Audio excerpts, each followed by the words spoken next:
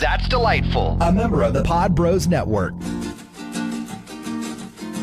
Welcome to That's Delightful. Online at facebook.com/That's Delightful. Now time for That's Delightful. Show 62, here we go. It's been a couple of weeks since we recorded. I hate to admit it. I hate to say it. I hate to think it, but did we break our streak? I think Kelly did. What the? Are we going to put this on? This is at Kelly's feet, right? Kelly. I made myself available for a few days, and you guys weren't available. And then the days that you were available, I couldn't make it. And this falls at your doorstep. I put it on me. I think, blame yeah. Kelly. I mean, quit acting like somebody died over there. Somebody died over here. Yeah, Kelly had some stuff going on, but we're back. My granny died, everybody. So thank you for being patient while we get the episode out. It was we kind of put things on pause for a week. Well, we have Patreon supporters, patreon.com/That's Delightful, that depend on us to put out an episode every single week. We had one Patreon cancellation this week. We did? Yeah. Are we fucking liable now? Like, could they sue us for their $5 back? No, it was somebody that you dated. Now you don't date, so they got bitter and stopped paying. Oh, way to go. So thanks, Kelly. You broke our streak, and we lost $3.13. Just this week? $3.13. Sometime in the last couple of weeks. Aww. We need you to make up the slack at patreon.com/That's Delightful. Also stay engaged at facebook.com/That's Delightful. Hit us up on Twitter at DelightfulCast, and of course our website, totallydelightfulstuff.com. Now, I've been keeping my eye on that's delightful.com because there's some company that owns it that has done nothing with it for the last year, and it was actually up for renewal at the end of May, and I watched like a hawk on the day that it was going to expire, and it automatically re-upped until 2020. So what? We're not going to be at that'sdelightful.com for at least another 2 years. They're probably going to own it forever and ever and ever, or until the card expires that they have on file at GoDaddy. So anyway, that's what we have going on there. All right, coming up, we're going to be talking, of course, about Roseanne. That happened while we were gone. We're going to be talking about Bill Clinton and how he's not apologizing. That happened while we were gone. We're going to talk about the Museum of Tolerance, which is a place where we took our 6-year-old and 8-year-old. That's why we were gone for some of the time. And we thought that was a good idea, and that happened while we were gone. But of course, Trump happens all the time. So why don't we start off with what happened most recently, which is Trump disinviting the Philadelphia Eagles, the Super Bowl winners, to the White House, when the Eagles we weren't going to go anyway. By the way, the Eagles, not one of those football players ever kneeled or went in the locker room for the national anthem. They just didn't want to go because they think Trump's a tool. And so Trump instead disinvited the Eagles, said they're not going to be coming to visit, and then had like a marching, like a naval band or an army band out in front of the White House and pledged allegiance to the flag and sang the national anthem during the time that the Eagles would have been there. Because, America. We don't have a commander-in-chief. We have a troll-in-chief. He's out there trolling football teams. But he's like, cheer me. He really is. It's fucking weird. He's a star fucker. If he can't have all the most famous football players, he doesn't want. He did the same thing to the Warriors when Steph Curry said he wasn't going to come. Oh, yeah. But they both said again, so now he's going to have to disinvite both the Cavs and the Warriors because both LeBron James and Stephen Curry have said, no, we're not going to go. The Warriors are going to win the finals. They're probably going to Stop saying that. It's Why going to happen. Why you got to be jinxing that shit? I'm not jinxing it. The Warriors are going to buy another championship. Hey, the Warriors, the rule is if you suck for 20 years, you can win as many championships in a row once you get good. So did the Cavs. The Cavs can do it on their own time. This is their The Warriors sucked harder than anybody in any sport for 2 decades. Have you not met my Sacramento Kings? Yeah, they're doing the Warrior 20-year plan right now. But the Warriors just came out of it. They came by it honestly. They and then they had got to generate Kevin the money Durant? they used to buy the championship. They came by honestly on the first one. I'll say that. Right, For sure. and then they bought and the same rest bones of of that. I mean, they've been supplementing the bones of that championship team, but that same core team. And They've then been supplementing them with superstars from other teams. That they got with revenue that they won, honestly. they've got the second and third best players in the world, complementing probably the 10th best player in the world. They have literally, they could have done this without Kevin Durant, but instead they went and got Kevin Durant. And so for the 4th year in a row, we have the Cleveland Cavaliers and the Golden State Warriors. And I swear to God, if that's not a boner killer, I don't know what is. But either way, none of them are going to go to the White House and hang out with Trump. That's true. And Trump is just sad because he likes famous people to He's kiss his ring. Sad, sad little man. I'm an athlete too. Have you seen me play golf? I play golf really well. Let's all go play golf. It's sad because he loves making fun of famous people, but even more than that, he wants famous people to think he's awesome. I know, and it's, the saddest part when you really think about it is like, and this is just my empathy thing coming out, because it happens every once in a while, but there's like this little sad part of me that thinks, because he just wants some friends. He just wants everyone to like him, and so like he's a bully because nobody likes him, and it just makes him feel so bad, and that's really what it is, and I know that, but it's not okay. It just makes me sad. Don't laugh at me. I'm not laughing at you. I guess I'm just blown away. I'm blown away, and I'm not, that we have a president who lost the popular vote, who have we ever had a president hated this much? These are 23, 24, 25-year-old kids who are like, oh, by the way, go fuck yourself, not going to come to your White House. And he's like, well, I didn't want you. Nah. He did that too. He did that, like you said, last year with the Warriors too. And Steph Curry's like, no, I'm not looking for an invite to the White House. I'm not going to go. And then he was like, well, fine, none of you can come. Well, but it's funny you say that. You were never invited. Go. Right. Along the same Trump lines, he's also come out to say that if anything were to happen in the Mueller investigation, his team of attorneys said Trump absolutely has the power to pardon himself. Now, quick Mueller update. It looks like they're charging Paul Manafort with witness tampering. And so that's a thing that's going to happen over the course of the next week where he could be put back in jail. They're asking for his bail to be rescinded. One has to ask oneself, why was Paul Manafort given bail in the first place? It seemed highly likely that he was going to... since he has foreign ties and people that he is indebted to all around the world, that he would be a high risk for either fleeing the country or trying to protect his assets. Maybe that was the game, though, is we will release you and let you hang yourself. Yeah, Paul Manafort. He's like the most boring Bond villain of all time. The most boring Bond villain of all time. Yeah, Paul Michael Cohen's funner to hate, because he's like Ben Stiller does like the best Michael Cohen. Oh, he really does. He really does. Yeah. He's like, but I love you. And props to them for getting Ben Stiller for that also. I know.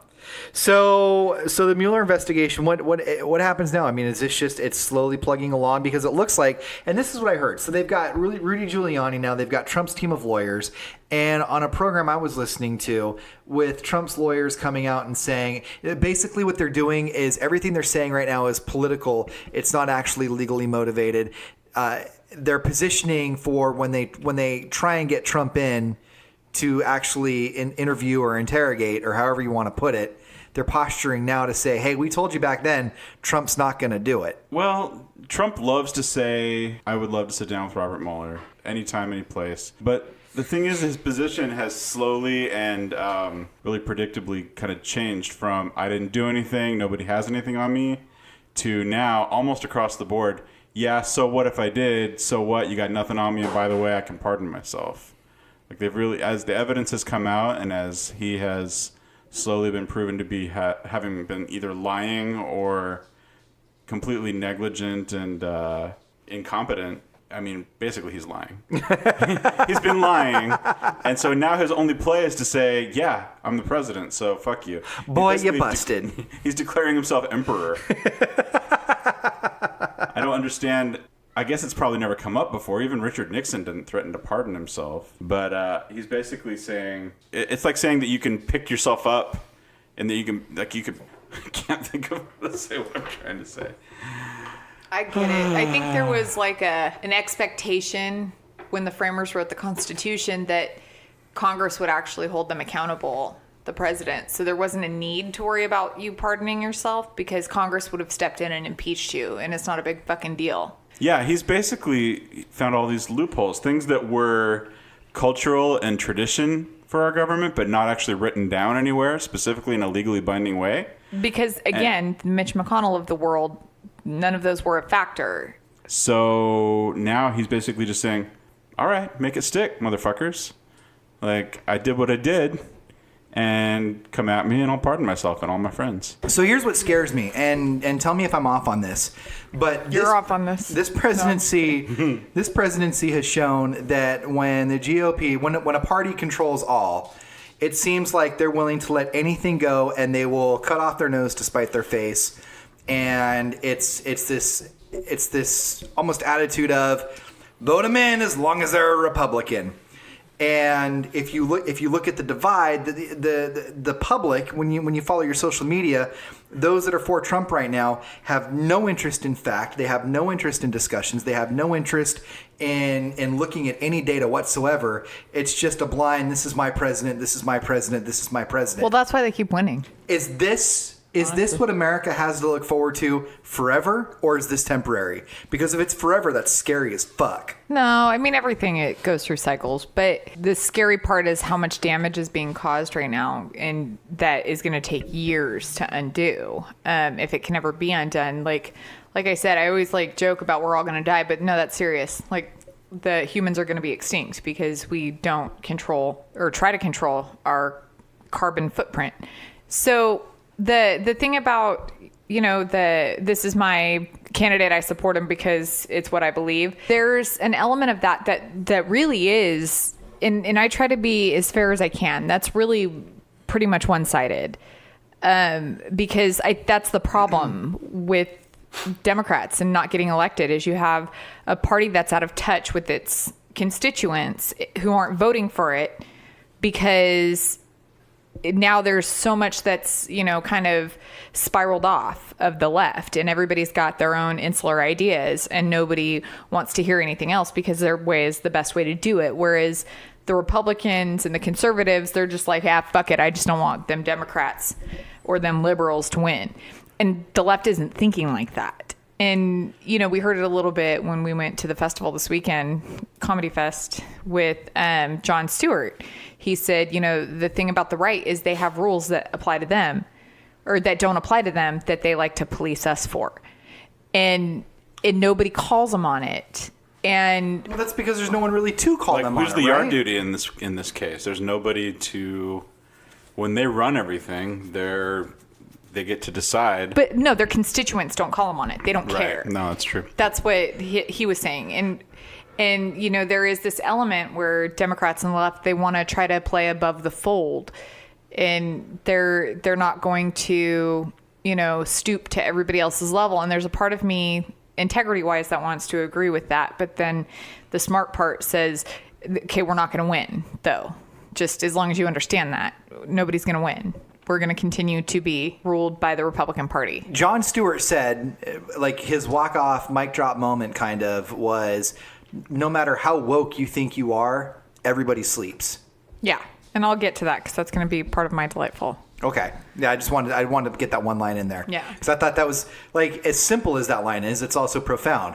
We can say we're woke all day long, but we also sleep on some Yes. things. So, and I'll kind of touch on that. Like what he was saying, the general statements that he was making was, everybody wants to act like we're better because, we're more woke. We want Roseanne pulled off the air because she made a racist comment. He said, yet all of you people are talking about this over your iPhone and you want to talk about oppression and conditions and how you don't want these things to be purchased anymore. But have you seen the working conditions of the people who are making your iPhone? Where do you think those rare metals come from? Right. Yeah. And that was his overall, you're only thinking about it from your point of view. That's why I use a Samsung. Which, do you really want to look into a Samsung? All the I don't. Let's go ahead and keep focusing on the iPhone. God bless Jon Stewart. I know. Oh my God. It was like, ugh. Anyway, when you talk about him and you find delightful, are you touching on the presidency at all? And what was asked, what somebody asked him? Oh yeah. Okay, then I'll leave that alone.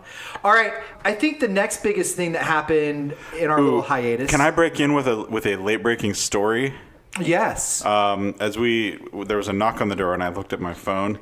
It's been announced that none other than Jared Leto is going to have his own Joker movie. So is he really? It's another sign of the apocalypse. I was like, what the fuck? Oh, you think Jared Leto's a tool, huh? Yeah, because he is a Jared tool. Leto is not a tool, but the Joker, Jared Leto as the Joker is was a tool. amazing. No. Jared Leto is the Juggalo Joker. No, Jared Leto fuck head to that head guy. with Heath Ledger as the Joker.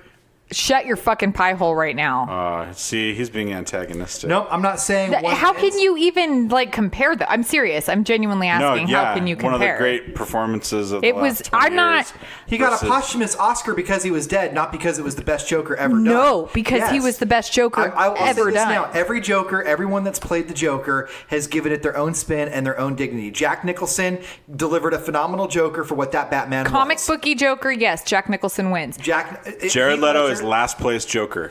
Suck my dick. Jared Leto was an amazing Joker in Batman in Suicide Squad. For somebody who was just IEX'd or it just had somebody whip their dick out, and We're going to talk about that, what I find delightful this week. that's delightful for you.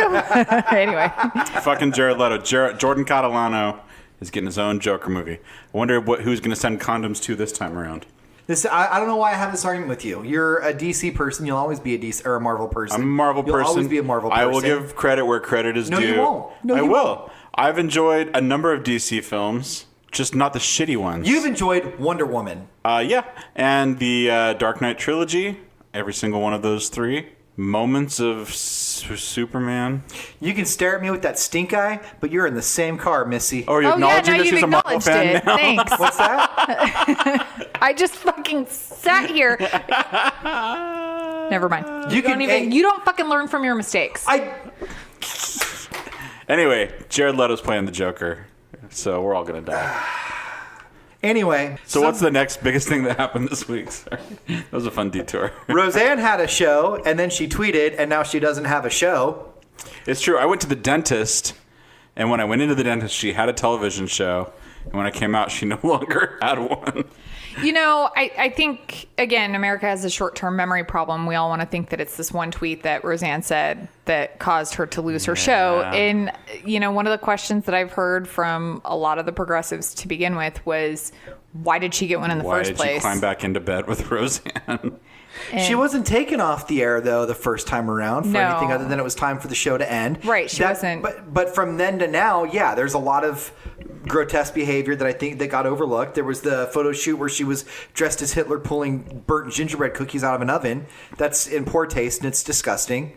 I think there's got to be another term for something that passes beyond just poor taste. Well, I included disgusting in that. I think, yeah, that's a good word. Grotesque. Offensive. Offensive? Okay. Harmful to the national consciousness. But I really thought with the team of people that she brought on board for this version of Roseanne, with Wanda Sykes being one of the producers, with Sarah Gilbert, who is a very out and opinionated lesbian on the talk, and bringing in issues with a gender fluid grandson, and bringing in mixed race relationships. I honestly thought after I watched the first one and laughed out loud, holy shit, this show is going to be amazing, and this show could bridge a couple of gaps. I know you guys made fun of me. No, we talked about that on the show. we And I did think we talk all about kind that. of hoped that. We hoped it would. You guys weren't as optimistic as I was. I was super optimistic I'm about pretty it. sure if I you go listened back and back to listen to it. that, yeah. Were you guys as optimistic Yeah, we as I talked was? about All in we the talked about Family, it. how there's a Okay. precedent for that kind of thing. But no, that's cool. Quit turning this. Ian, I'll get your back on this. I heard Michelle being a little bit more just like, I don't think it's going to do that. Okay, I just feel like I heard you right say now, you liked it. I feel like right now you're trying to go. You if I'm going going to to get your back when you deserve it, I have to get his back when he deserves it. So all I was gonna say was it broke my heart when this happened. It broke my heart on a personal level because she was a huge part of my childhood. I had high hopes on what this show was going to do. It just broke my heart all around when she decided to tweet out Muslim Brotherhood and Planet of the Apes equals VJ. So that's just part one. Roseanne said what she said. Judgment was swift and decisive. I think most people applauded the decision. Few people didn't like the idea. Our president, I forget how he felt about it. What did Donald have to say? Probably nothing. I don't pay attention to what he has Oh no, to he tweeted say. the fuck out. I'm kidding. I was feigning ignorance. He called out all the liberals for firing Roseanne, which is funny because he feels really strongly about the NFL. And the national anthem. The punishments But that are the handed down. definitive offensive rendition of the national anthem is by Roseanne, back when she had her show the first time.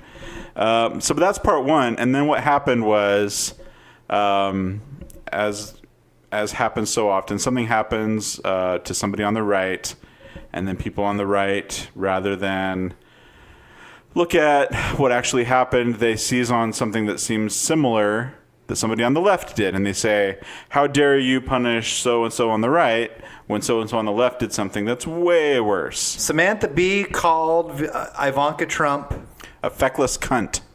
It's Ivanka, right? Ivanka. Okay. Is it okay for me to say feckless cunt?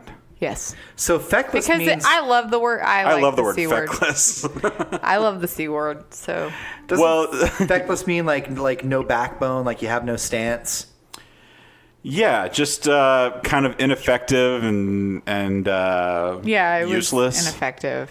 Okay. So Samantha Bee was, we should talk about, Roseanne made a crazy tweet that really was sort of context free. So to be fair, she has sort of a habit of railing against people. I don't really know what her point was, other than that she kind of launches these tweets that are well, according to her, it was during an Ambien haze, and Ambien came out and said we have side effects, but racism is not one of them. A side effect of Ambien.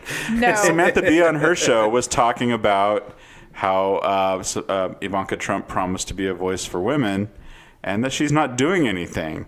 And I just don't understand who gives a shit that she called her. So calling somebody a cunt and calling a black person an ape, which is a historical derogatory remark that has been used against people who have been beaten and hanged and lynched based on the color of their skin.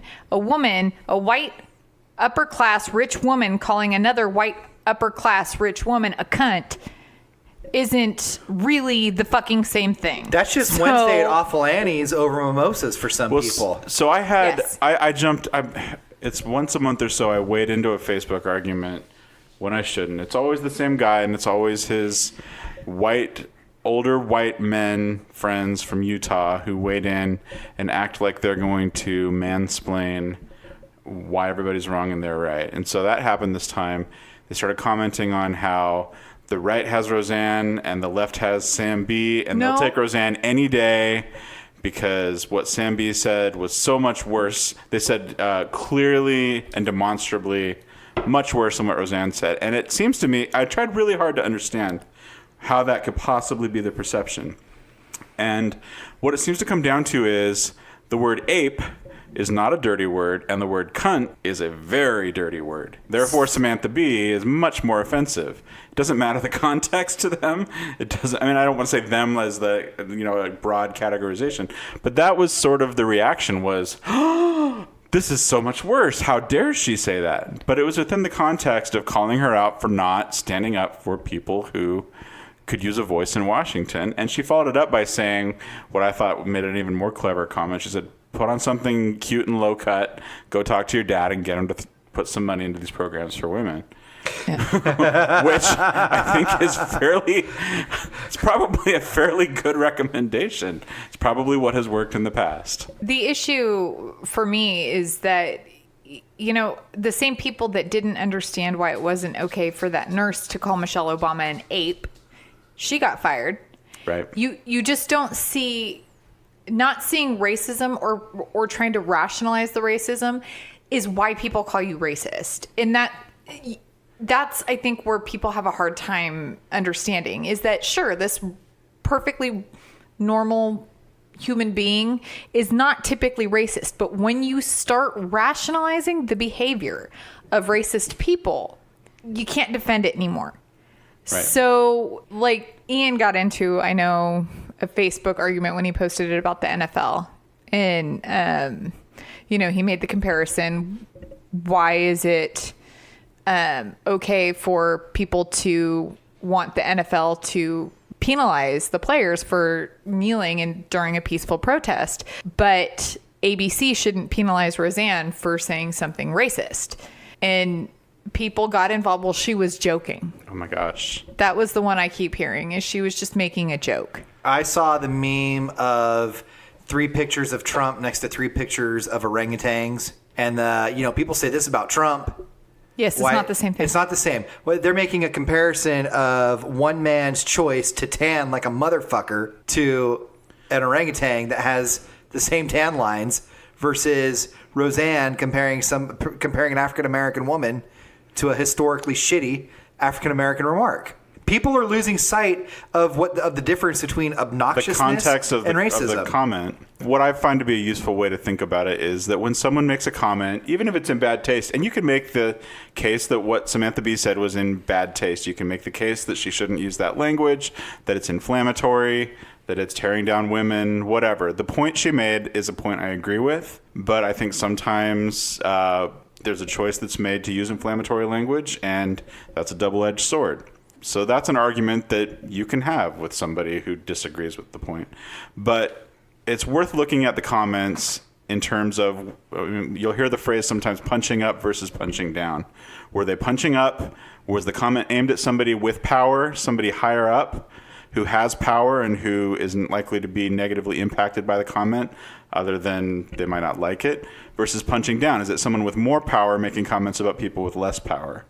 And while you can make the case that Roseanne made a comment towards someone who is in a position of power, she was making a comment about a group of people, or used a phrase or a term that has been used historically to dehumanize and take power away from literally a group of people. Dehumanize. I mean, yeah, that's exactly what it is. Yeah, they were comparing them to animals, and it's not just in jest. I mean, there was a very serious period of time that it hasn't ended for very long. I mean, it hasn't been, and I don't even think it's totally gone away. I mean, that was the rationalization for things like slavery and not giving them the vote, not giving them rightful powers, is that they weren't as human, mass incarceration, as white people. And it's so 2/3 of a human, to be exact. 5/8. Oh, was it 5/8? Yes, 5/8 of a human. Well, 5/8 to capitalize on why not?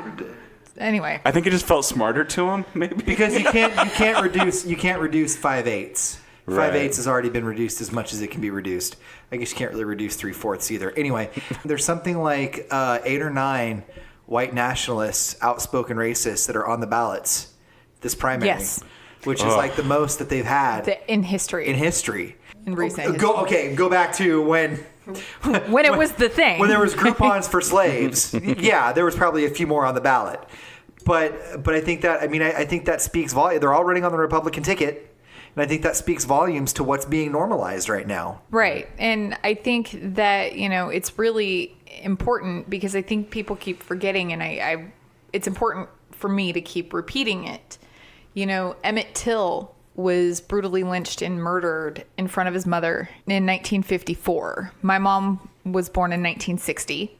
My grandmother at the time would have been 27. My grandmother at the time was very much alive, and she still is very much alive and active. So this isn't that long ago. And Emmett Till's murderers were acquitted even with the evidence. And do you know what he supposedly did to get treated like that? He was suspected of making rude comments to a white woman. So her husband and his friends beat him. He was a 14-year-old boy. They beat him. They shot him. They tied him to a fan, and they threw him in a river. And he was brought home to his mother unrecognizable. This was not that long ago. It was a generation ago. And it just drives me crazy that's not acknowledged. That's what happens when you allow black people to be called apes. Or if the star of the #1 show on television gets to tweet out a term like that and it goes unchecked. Or the president of the United States calls immigrants animals and separates them from their children. No, he was talking about MS-13, the gang, so he says. Except, he was in the context of that, but I would argue that what the fuck does that mean? Like, yeah, they're bad people who murder people. We don't dehumanize human beings. We own the human behavior and we address it, but you don't start dehumanizing any segment of the population. It's just not how we do it. Especially when they're not white and you're doing it to otherize an enemy. And the real point of what he's trying to do is to make people afraid of people with brown skin coming from Mexico. Riddle me this, and then we'll move on. But as soon as the Roseanne thing happened, I've got a couple of friends back home where I'm from. One of them who I lock horns with all the time, understood ABC had to cancel it, but he still was like, yeah, but Samantha Bee, but he understood why it had to be canceled. One of my more ignorant, and I'll just call him an outright racist, friends on my Facebook page the first thing he put up after the Roseanne thing was, I stand with Roseanne. He's also put up several times, if you can say you're proud to be black, I'm going to say I'm proud to be white. You know, there's going to be a whole bunch of black marches. How come there can't be a white march? Are they racist? Is somebody racist if they are outright saying, if you can say you're proud to be black, I can say I'm proud to be white? Yes. And why is that? Because it's a blatant ignorance of systems of oppression and your privilege. It's this idea that you're being somehow victimized by people of color for asking for treatment equally. So here's the question. What white are you? Because the reason a lot of black people don't know what their nationality is because they were brought over as fucking slaves. So they don't have the same lineage or understanding of their heritage. So there's more of a Black History Month. Other than that, you don't typically see Hispanic pride celebrations. It's usually like people celebrating the cultural heritage of their Mexican roots or, you know, Spanish roots. You see a lot of Scottish parades. You see a big fucking party for St. Patrick's Day that isn't even held in Ireland of people celebrating their Irish roots. There's a lot of white pride days. And not only that, Tuesday is just, in general, every day celebrates white people more than anybody else. So if you're feeling, real quick, if you're feeling like another race is just getting way too much love, and there's too many like, hey, we're proud to be Mexicans and we'll flaunt it in America. Hey, we're proud to be black. No, you know what I'm saying. I'm speaking in terms of my racist friend. If I were him, my question then should be, if I feel like they're getting too many parades and too much recognition, what I need to do to be able to say that I'm proud to be white is not say I'm proud to be white, but say I'm proud to be Scottish, or I'm proud to be Irish, or I'm proud to be Finnish, or I'm proud to be from Canada.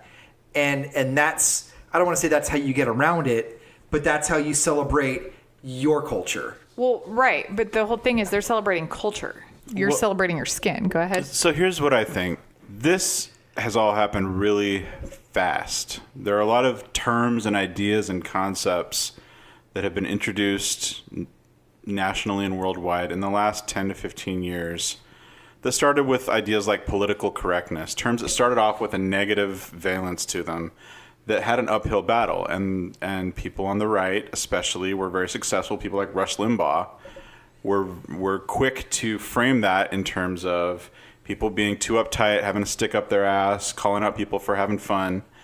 And that has we've never really escaped that framing. And we've gone from terms like political correctness to ideas like social justice and considering one's privilege, considering one's implicit bias. These are difficult concepts to internalize. And there are a lot of ways that they can be framed in a way that derails the entire conversation. And that's what it should be, is a conversation.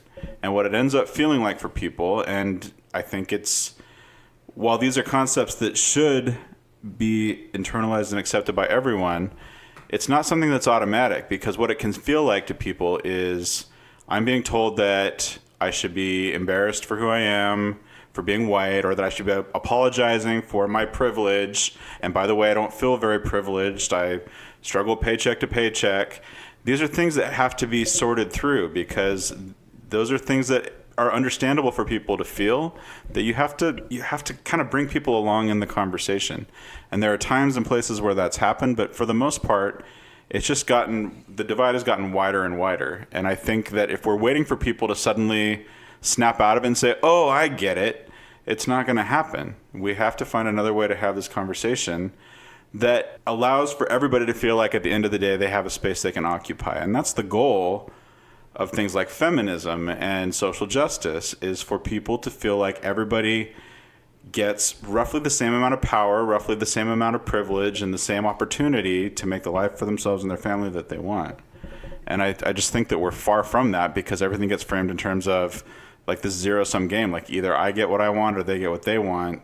And right now, the people who support Trump, I think what we hear them saying is the white people are being forgotten, because all the talk is about what these other people don't have. I was watching a video of some of the white nationalists that are on the ballot in these primaries, and one of the constituents who was going to vote said, I don't necessarily think I'm racist, but I think whites and blacks should be separated.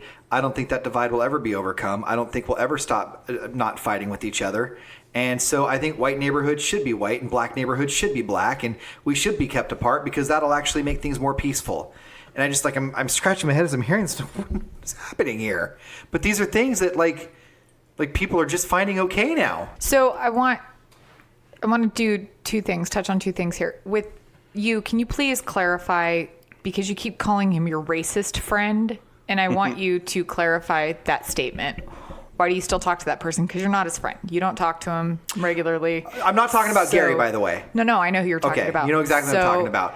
Why do I still talk to him? I talk to him because, and I don't actually talk to him. I just read his stuff. When he posted the I Stand With Roseanne, I wrote, so you understand that this is blatant racism, and basically you're saying you choose to stand with a racist. Now, here's the funny part about that. Gary, who I constantly lock horns with, actually chimed in on that one with, yeah, bud, this is kind of racist.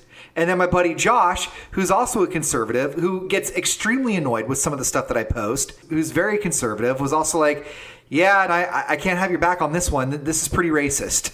Right, but the reason I keep them on there, the reason I have them on my page is just because for the purpose of this podcast, for the purpose of life in general, I like to see what they're talking about. Right. I do like to poke the flames.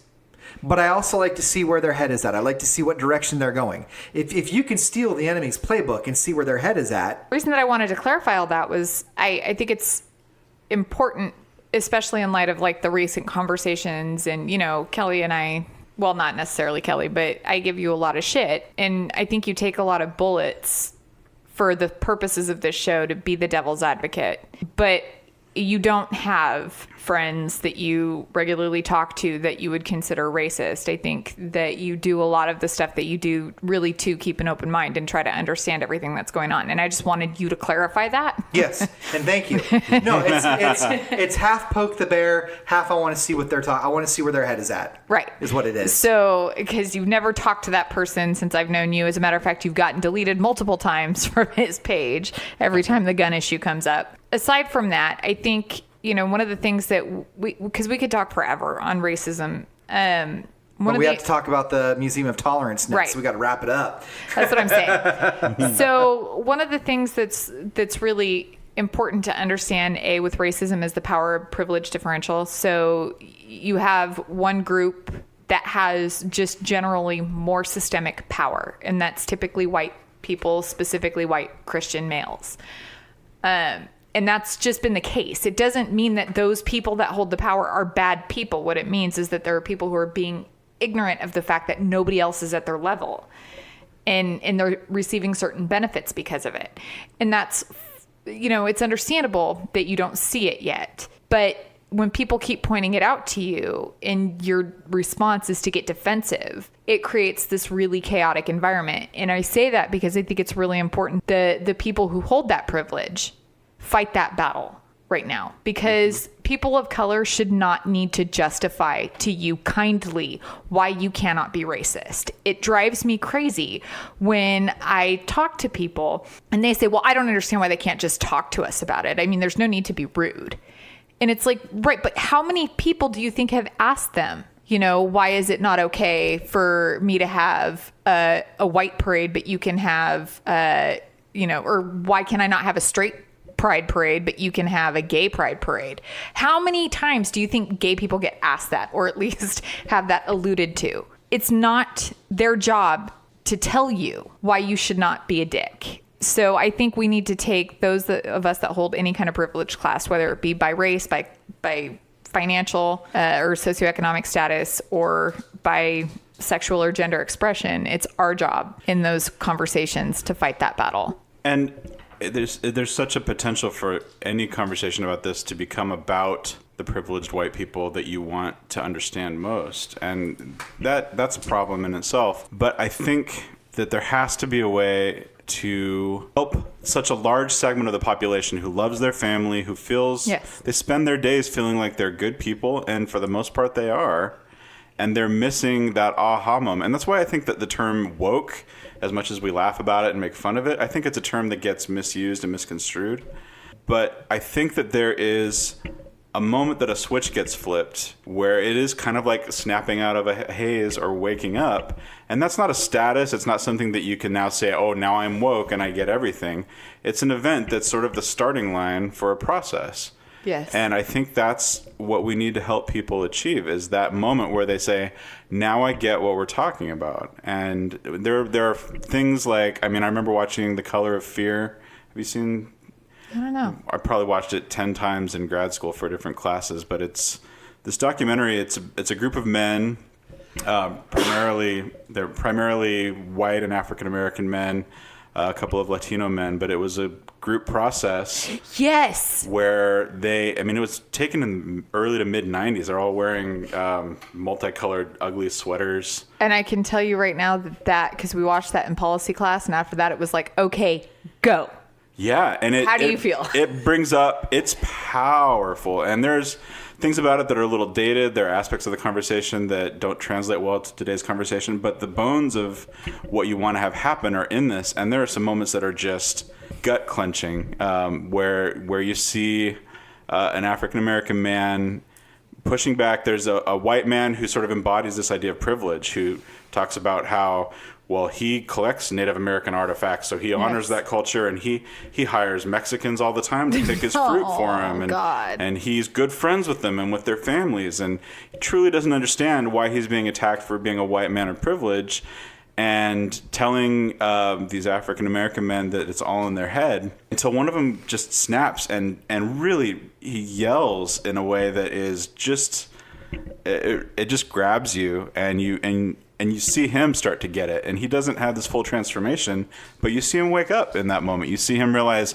oh, there's something that I've missed here, and if I really am a good person, I owe it to myself and to other people to consider what it is that I've missed. And I think most people are capable of that. There are people who are really committed to their racist principles. Most people aren't racist, right?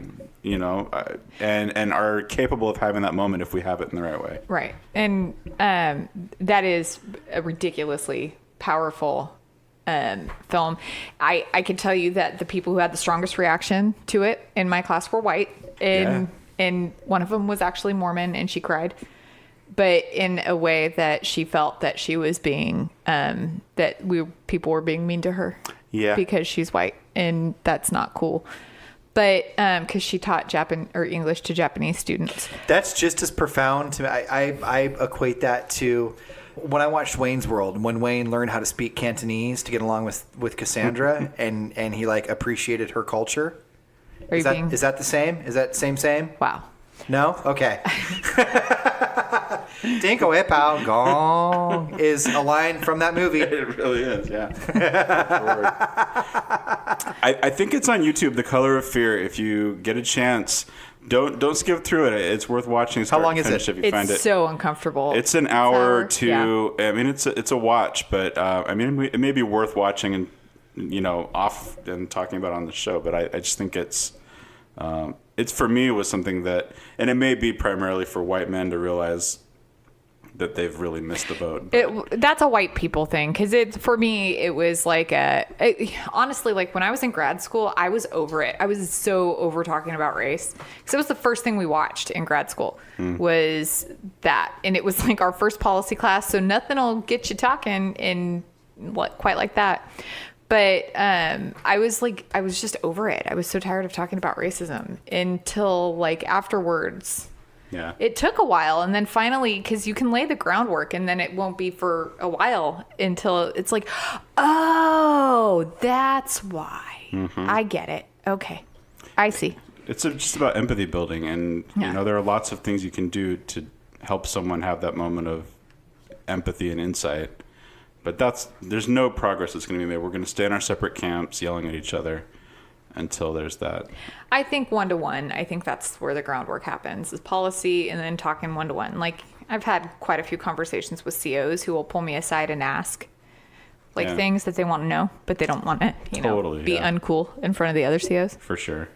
All right, Facebook.com/That's Delightful if you want to chime in there, leave us a comment. We went to Anaheim a couple of weeks ago, and we have to talk about this. We went to the Museum of Tolerance, And let me tell you something right now. If you have a 6-year-old and an 8-year-old, the Holocaust Memorial, not for them. Not for them. We got so to justify this, we got a Groupon while we were there because we were looking for something to do. There was a Groupon and it was listed in the kids' activities. It is not kid friendly. A kids activity. Not the Holocaust Museum, not the Holocaust Memorial. The bigotry and hate speech one, there's some interactive things where the kids can push some buttons. But so the Holocaust Memorial, when you walk It's through, the Holocaust exhibit. but they call it the memorial.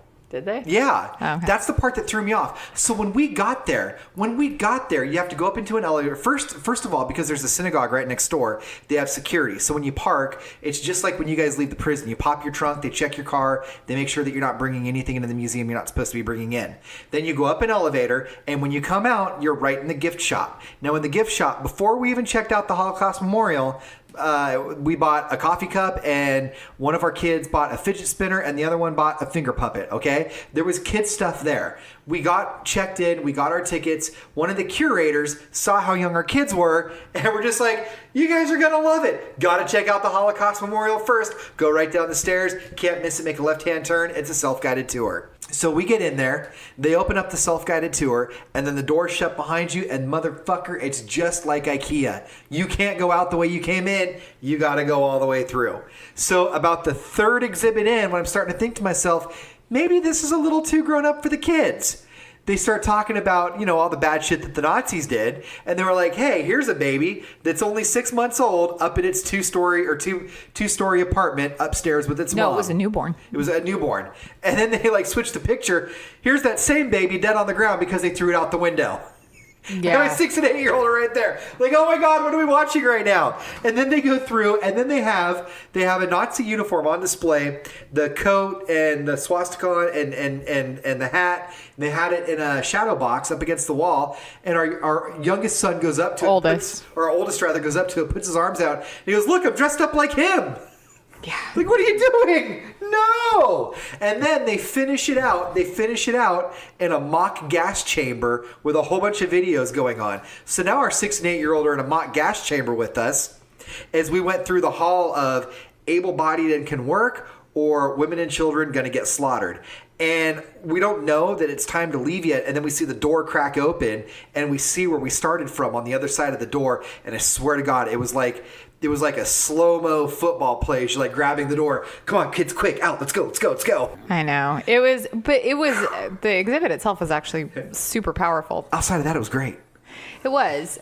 Ian has a tendency to get super anxious and worry that the kids are getting into other people. They're disturbing other people. And I get it. You're a very polite person. I didn't see it as bad as you did at the time. I think Sean, our oldest, gets really sensitive and he didn't like it. And he just kept saying, I don't want to hear about people dying. I don't want to hear about that. And he's 8. So what am I going to be like? No, you must. Listen about genocide. Right. And I get the importance of saying it, but I also realize that that's probably why they wait until they're older to talk about it. Why didn't the curator say something? I would suggest that you're not the first parents to bring small children in there, that they're aware that people are bringing their children not knowing what they're about to subject them to, and that's probably what they're going for in some ways. And you can say that's good or bad, but I think that I think there are enough people who feel like you need to subject your kids to this when they're little so that it gets burned in and this is how we change society. And I don't know how I feel about that. I know that if my 6-year-old daughter had gone through that, I don't think it would have been healthy for her. I don't think she would have gotten the points that they wanted her to get. And I think that at the very least, there should be disclaimers. There should be, is there anything that says... Nope. So, no, there's not. Nope. So here's the thing that I can say to that general mentality, because I also struggle with, okay, well, a lot of people don't get to turn this off. And here's the thing. I have children. My children matter to me more than any other issue or problem in the fucking world. And my own issues, my own shit, I wasn't able to have as much of a childhood as I'd like. I will let them have theirs. And I will preserve that, because you only get it once. You only get to be magical, and the world only gets to be great, and people only get to regenerate once. and then that shit goes away, and for the rest of your life you get to see the horror and the terror that's inflicted on the world, and we can work from that. I don't necessarily think anybody under the age of 14 needs to hear about a newborn baby being pushed out of a window. That was because I mean just as an adult hearing that, it just takes the wind right out of you. It's terrible. And I'm it's worse as an adult, but I still don't want my kids to hear it. I'm like, are you shitting me right now? Nobody said a goddamn thing. And but the other frightening part about this exhibit was the restaurant scene where they were recounting conversations that happened between people at this restaurant. And one was between a Jew and her friend who was saying, like, you don't understand what it's like. We have to flee the country. And they're like, no, we'll never let it get like that. No, it was between a Jewish woman and her husband, who is a different nationality. That's right. He said, we'll never let it get like that. And these are all legitimate conversations that happened between real life people that lived at the time. And, the guy was like, oh no, the good Germans would never let this happen. We would step in and fight. And then it said, this woman and her husband later killed themselves because they were being hunted by the Nazis for basically, misogyny or the doctor who said, I don't agree with all of his policies, but we should want to be a healthy country. These are things that should matter to us. So I'll go along with it for now. Right. I joined the Nazi, and then he was one of the doctors that performed research. And, there were children, and I knew this before the museum, but there were studies where children were sewn together, identical twins, by their spine to see what would happen.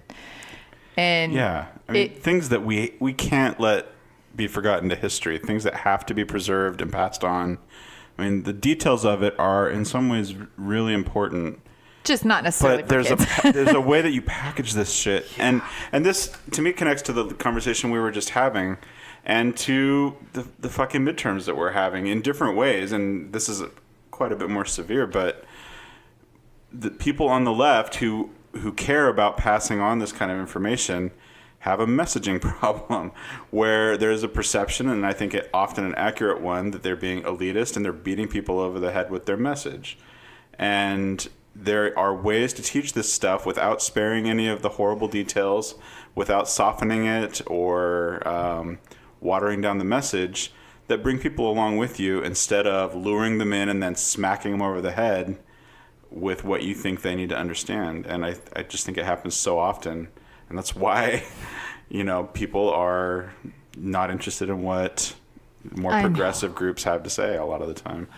I know. And it's like a favorite joke among people. Like, I personally don't think that the delivery is that much different from the pro or anti-abortioners. Oh, for sure. And their pictures they're not real fetuses, okay? That's not what it looks like. But that messaging is, it's not, I don't want to compare it, but just the delivery, it is often the same, where you want to just shock people into it. And that can be effective for some people, but then there are others that's not effective too. Right. And I get it. We can bury our head because we have the ability to hide from that. But at the same time, you also want people to hear you to prevent that from happening again. And I think one of the more powerful scenes in that is essentially, we often say, well, it wasn't what's going on now. It's definitely not as bad as what happened then. But the thing is what happened then wasn't that bad until it was bad. Then, yeah. And that's what I think the scene in the cafeteria shows, is that it was a slow progression. It wasn't, Hitler didn't wake up one day and round all these people and put them in showers and kill them. It was a very slow progression that people just turned slightly toward. And that's why we're all going to die. Other than that, Museum of Tolerance. It really was. It was good. Yeah. It was a good place to be. Just not for a 6 and 8 year old. All right, as we wrap this week up, and it was a little extra long today because we took, I don't want to say we took a week off, but it's been a little while since we podcasted. Again, patreon.com/that's delightful if you want to contribute to the show. Facebook.com/that's delightful if you would like to contribute digitally and leave us your comments, remarks, suggestions, etc., etc., etc. Why don't we launch into what we find delightful this week? And Kelly, we're going to start with you only because we're going to force you into a place of happiness. Ian does that. Can I talk about my dead grandmother? Of course. Yes, you may. All right, I'm going to. So my granny is someone I was really close with. She passed away. We'd been sort of preparing ourselves for it for a while, but weren't expecting it to happen when it did. And so I've spent the last week sort of processing that with friends and family. But what I find delightful this week is that she was awesome. She was a social worker. Shut the fuck She up. was I a didn't know national that. debate champion. Was she at LCSW? Yes, she worked locally with the Salvation Army. She worked with substance abuse people, the homeless population. I like you so much more now. I'm actually kind of upset that you kept this from my wife. I I'm kind of so am too. sorry. Okay. Yeah. But she really embodied the spirit of that. She's someone who I love her already. cared really passionately about people who didn't have much power. She thought systemically about how to help people and truly had no judgment for anyone, was someone who sought out people who needed a friend and was friendly to them. A quick story. When I was in 7th and 8th grade, I was picked on pretty mercilessly when we moved to a new school. And this is something that sounds like a horrible setup for a sitcom, because what happened was my granny she lived in the area, and she was so worried about my safety because there were some very real threats. My cousin and I were new there, and we were getting beat up pretty regularly. She took a job as a yard duty at the school and went basically undercover as the ice cream lady. She sold ice cream at the school This is to protect my ass from the bullies, and it fucking worked. Not only, I mean, it became fairly common knowledge that my grandmother came to the school, but she was so cool that it didn't matter, and she actually befriended these guys that were kicking my ass on the regular. I mean, my fist fighting skills developed a little bit as we went along, and I held my own, but really, we wouldn't want that to get missed. I mean, I would have never thought that it would be useful for my grandmother to come to the school and sell ice cream, but people came up to me and they're like, "Hey, your grandmother's kind of cool, man." Like, I really think that you guys should develop that into a sitcom. it really could be. She was just so cool. She I heard was a Roseanne's great, free. great lady. She could totally. Oh my gosh. I'm just kidding. Sorry. She, I couldn't. yeah, no. But I find it delightful because, you know, when someone passes, you have an opportunity to reflect and celebrate their life. And I don't know really anybody whose life was more worthy of celebration than hers. So that's mine for the week. All right, Michelle.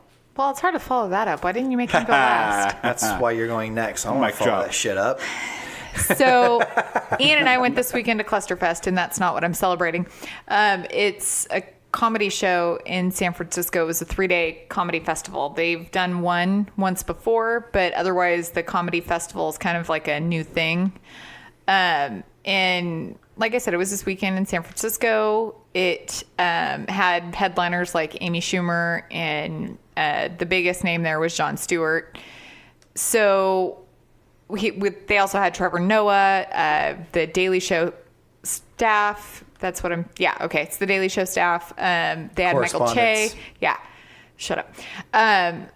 They had like Michael Che, David Cross, just a whole bunch of names. John Mulaney, Nick Kroll, who I've learned to appreciate because I didn't know about him before.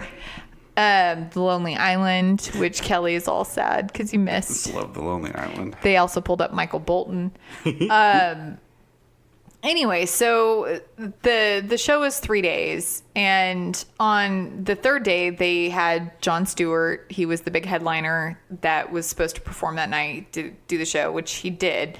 But they pulled him in for an interview with the San Francisco Chronicle. They had a sit-down Q&A with him, and it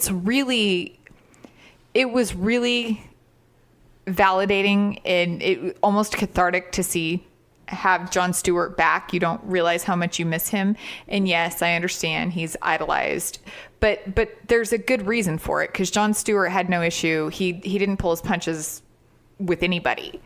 So he attacked the left and the right equally, just like he did that day. And it was really just powerful to sit and listen to him. And one of the things that he talked about, aside from the everybody thinks they're woke, but we all have to sleep sometime.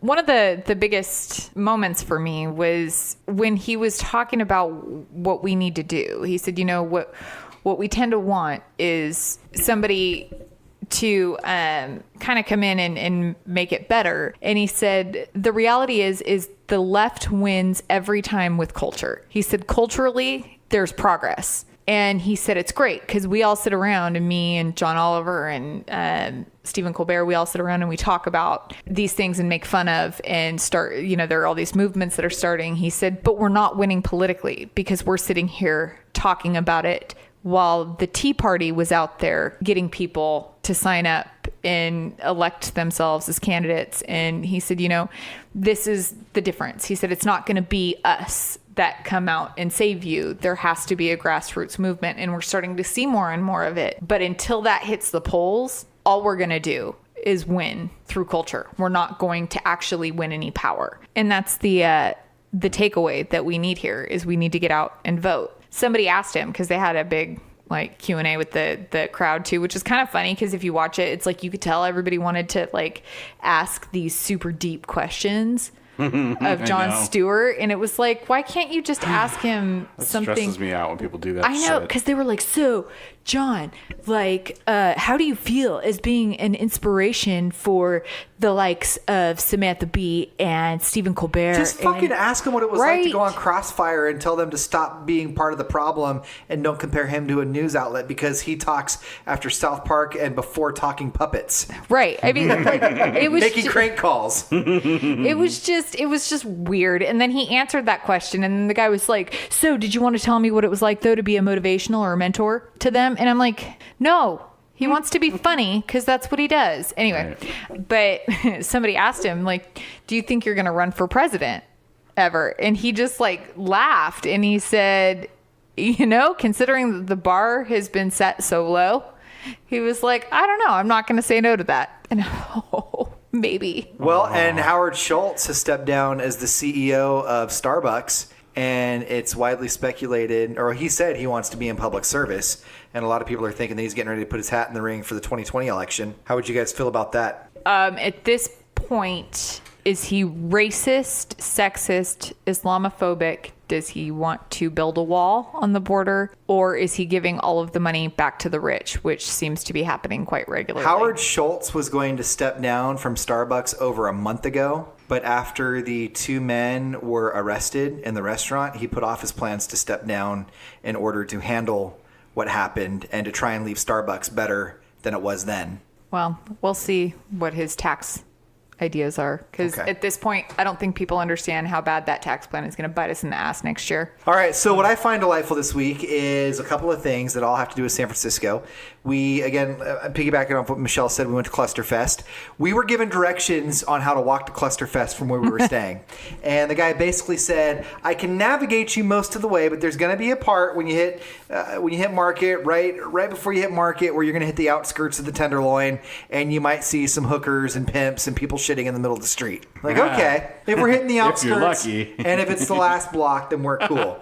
I think I took us up one street too far when I had us make a left-hand turn heading down towards Market Street, because the entire street was people shitting and doing drugs and selling their hookers. And we walked by a guy who was leaning up against a wall and kind of laughing and moving forward and leaning back. And we walked by, and I thought I saw him pull his wiener out. So I looked back again, and he laughed at me, and he pulled his dick all the way out. And I go, oh my God, he showed me his penis. And then you hear him say, yeah, why don't you come back and fucking swallow it? Wow. I thought it was the hilarious. streets of San Francisco have come full circle with the mental health crisis. That's what I told him. I was like, how is it that you were IEX'd before me? So, but it was, the funny part about it was, so I told the guy hello because he made eye contact with me, and I kept walking, and Ian turned around and goes, no, he showed me his dick.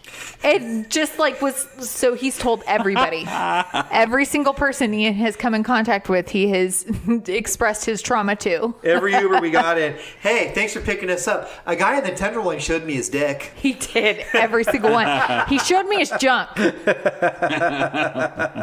So that was our first night there. After that, we Ubered everywhere. We went to Lush, which is one of my favorite stores. San Francisco with Uber is the shit.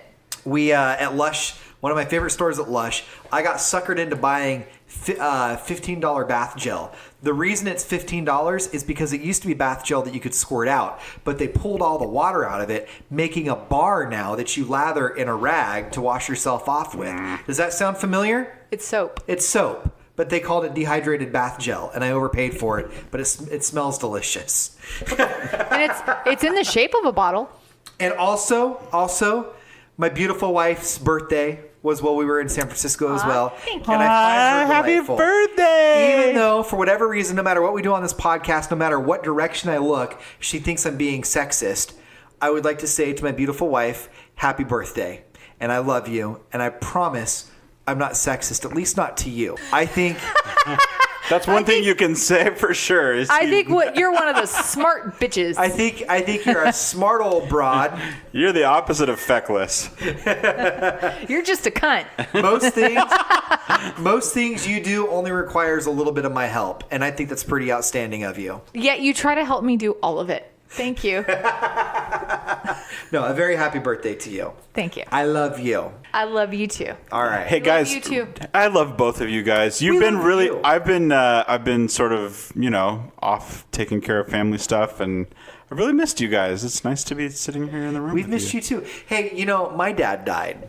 I don't know if I ever told you about this. You have a dad? He died shortly after. Not anymore. He died a few years after my grandmother died. So I guess you could say I'm without a grandmother, grandfather, or a father. So I understand how you Actually, feel. both sets of grandparents. Yes, both sets. So I guess I could see how you feel losing one close person. I've lost several.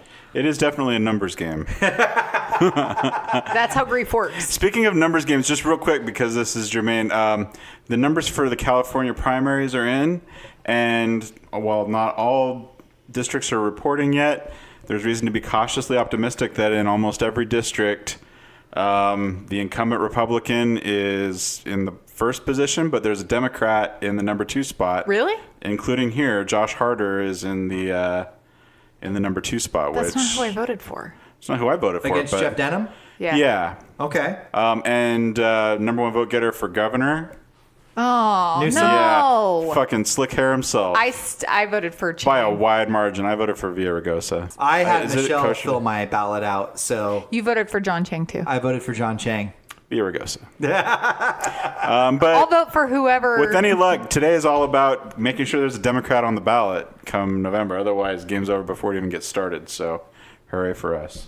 All right, Facebook.com/That's Delightful. Also, again, Patreon.com/That's Delightful if you'd like to contribute to the show. We apologize for the delayed episode. I'm sorry, show. We're not calling them episodes anymore. Michelle, anything to add? No, I'm just really sorry that my friend Kelly is in a bad position right now, or sad spot. He's in a sitting position, which I think actually works for him. This is a nice way to kind of get back on the horse. And I say that if we record another episode this weekend, we haven't missed anything. We're just a little late with last week's episode. Can we do a drunk one? It's I been mean, yes. too long. Can we please? Yes. Do you have let's kids do- this weekend? I will figure it out. I was going to make a bad comment. What better way to honor my Mormon grandmother's passing than getting plastered and making fun Man, of are them? you Was a she depressed Irish? drunk? Are you gonna get? Are you No, gonna no, get all no. Have whimsical? you guys ever seen me? Well, I got sad once. No, you didn't. You did this whole. I got irritated. I don't have anybody. And then you're like, ooh, look, spiders will eat your face. Let's watch it. Speaking of spiders will eat your face, a documentary. All right. Until our next show. Bye, everybody.